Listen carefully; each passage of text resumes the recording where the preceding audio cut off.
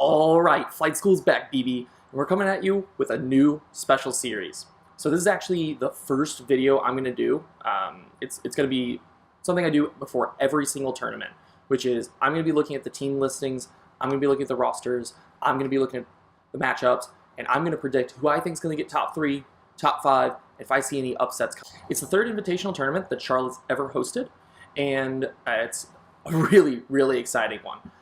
So what I want to first start off with, let's, front things front. The front runners of this tournament are repping some star-studded cast. Most notably, we have two extremely well-accoladed full New York squads in Keep Yourself Alive and Princes Among Boys. Keep Yourself Alive is queened by Andrew Wilkening, who has queened some decent teams to some good placements. He's known for being the warrior who snail-guarded for Twerk when they claimed championships at Home Bash 1 and 2. And then after that, well, he went on to some great showings last year with Team Break. And now he's sporting probably the strongest cast he's ever queened for. Flanked on either side by recent national champions Prashant and B. Wong, of whom Brian also claimed first place at KQ25 last year in Chicago.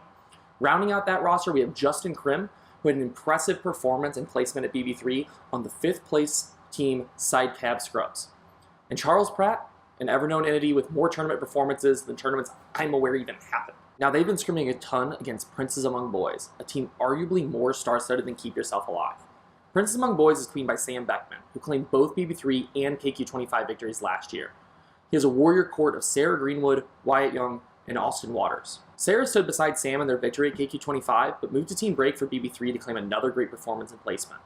Austin shares a similar story to Sarah, winning KQ25 with Sam, but then moving to Side Cab Scrubs for BB3 and sharing the tie for 5th with Team Break. Wyatt Young was on Twerk for BB1 and BB2, and a consistent member of Team Break after that, one of the most well-accoladed players in the game.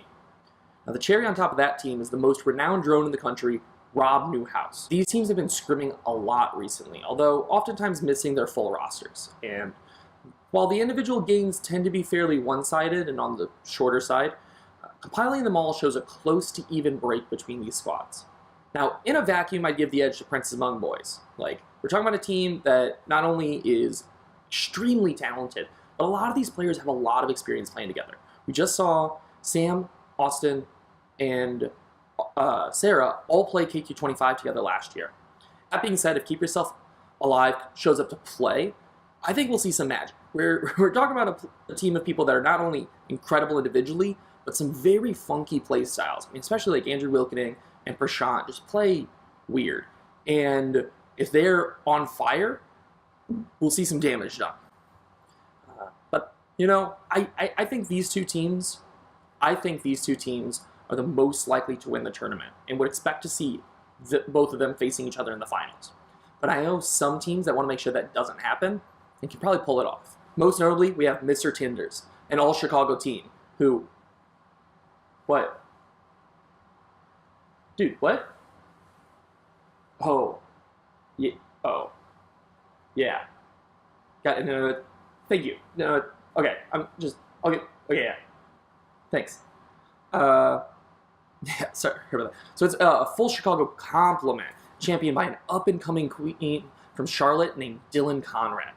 Warring for Dylan are some familiar faces: Aaron Goldberg, Chris Cads, and Cesar Bustos. More importantly than just how good these players are is the number of tournaments they've all played in together, including a second-place finish at this same tournament last year. But my personal favorite about this team, we're seeing the reunion of the cousins, Dylan Conrad and Ryan Weisner. Ryan and Dylan haven't played together since November of 2017, when they, along with Cesar, helped me achieve my first tournament win as a queen at KQ22. The two of them haven't played together with Dylan as a queen since Camp KQ in August of 2017. Now, Ryan is debuting his drone work at this tournament, and, well, let's just say I have a personal vested interest in how well that pans out. Now, I would be remiss if I didn't give some space for the Hometown Heroes bonus snap. This squad has been playing together for some time now with a great third-place finish at this same tournament last year. Even more critically than that, the core of Kyle, Travis, and Steffi have played together a whopping 12 times. We're talking about some of the players who have played together the most in tournaments, and they're all coming in hot off a tournament victory at Winter Cluster last month. Considering how close their set was against a team quite similar to Mr. Tinders this tournament last year, I'd expect some hype if that matchup occurs. Now, the final team that I want to highlight is not one with a long list of accolades or a long history of the game. You know what? They haven't even been playing that long together, and that's the Seattle Booper Sonics. Queen by Walshy, we're looking at a team that is coming in ready to go, fresh off their best performance to date, a victory in Phoenix last month at Cactus Clash, and they're hungry for more. Now, this team's continually been surprising people since KQ25, and hopefully we're done being surprised, but the team is a little different than it was then or even at Cactus Clash. They're missing a star player in Paul, an expat from Chicago who brought years of game sense and communication skills to the table. Nevertheless, this is a well-practiced team, and I'm excited to see how well they perform. So those are the 5 teams that I think are best poised to place and win this tournament. But there's something else very important to talk about in any tournament, and that's the dark horse.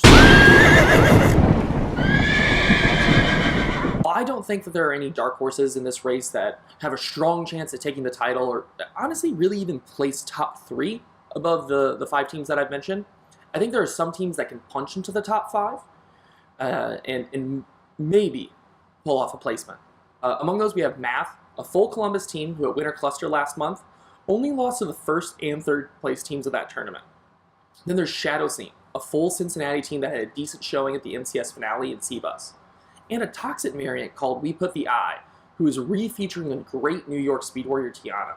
Tiana played with them at MCS Kansas City last year to some effect, and I'd say they're supported by a stronger group this time around.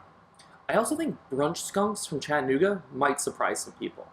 Chris and Micah were vicious on their horizontal pincers at Winter Cluster, and I don't think we're done seeing that pressure. So that's how I see this tournament and what I think is going to happen tomorrow. Now, I'm going to be in the Twitch chat, watching the stream, talking with everybody, so if anything happens that proves me dead wrong, feel free to just be like, hey Woody, you're an idiot and you don't know what you're talking about. That sounds great, and I'll be watching with you and chatting with you tomorrow.